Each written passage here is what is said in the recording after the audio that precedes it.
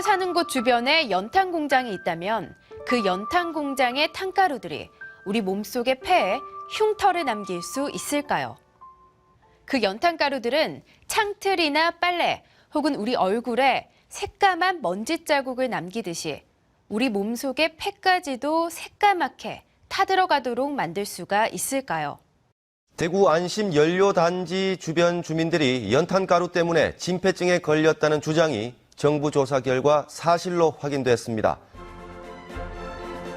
연탄 공장 3곳, 레미콘 공장 2곳, 아스콘 공장 1곳이 있는 대구 안심 연료단지 주변에 사는 주민들 가운데 28명이 진폐증에 걸린 것으로 확인됐습니다.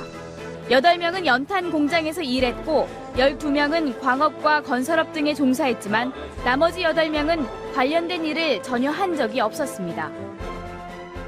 국내에서 처음으로 법원에 의해 직업병으로 인정받은 사례, 다들 알고 계신가요? 바로 1988년 상봉동의 진폐증 소송 사건입니다. 박길래 씨는 1983년부터 5년간 서울 상봉동 삼표연탄 망우공장 근처에서 거주를 했는데요.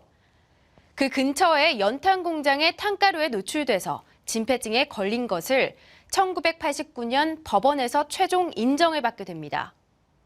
주로 탄광 근로자들이 걸려서 광부병으로 알려진 진폐증. 연탄 공장이나 시멘트 공장의 근로자들 뿐만이 아니라 주변 지역에 사는 주민들에게도 발병을 하고 있는데요. 그렇다면 진폐증은 정확히 어떤 질병이고 또 얼마나 발생을 할까요? 진폐증이란 폐 분진이 축적하여 폐 조직의 염증과 섬유화가 일어나는 상태를 말합니다.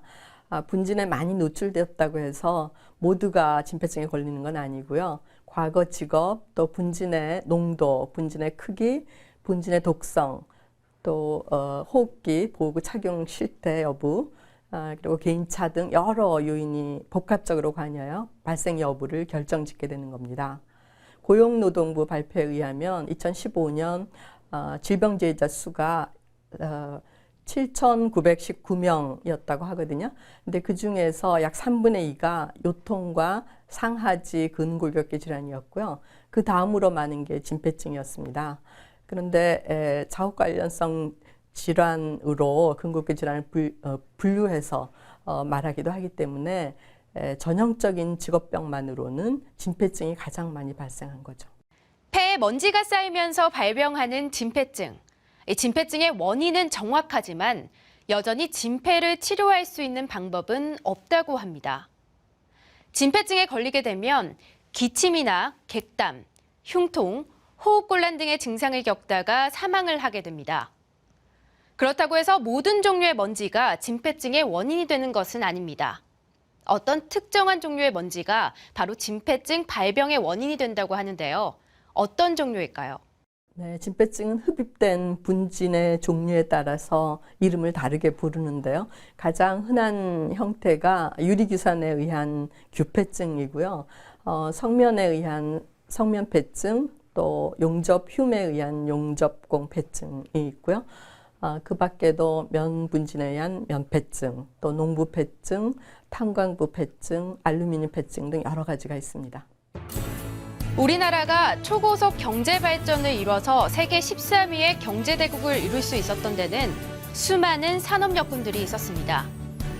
경제 발전의 원동력이 됐던 석탄 산업의 탄광 근로자들, 주택, 도로, 항만 등 사회 간접 시설을 가능케 한 시멘트 제조업의 근로자들, 조선업, 건설업 등 자신의 몸을 돌보지 않고 일했던 그들이 있었기에 한강의 기적은 가능했습니다.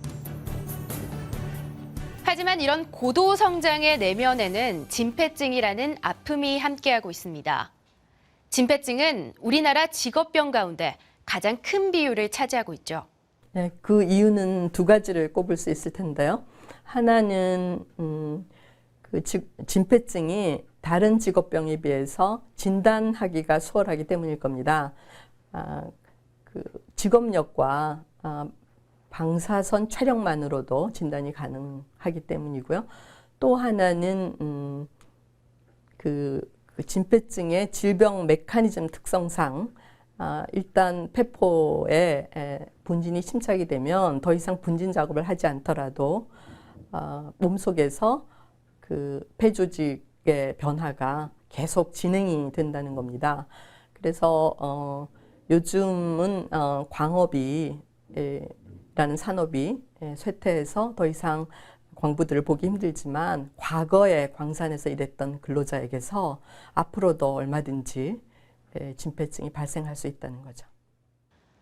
박길래 씨는 연탄 공장에서 일한 것도 아니고 광부도 아니었지만 진폐증 때문에 결국 2000년도에 사망을 했습니다.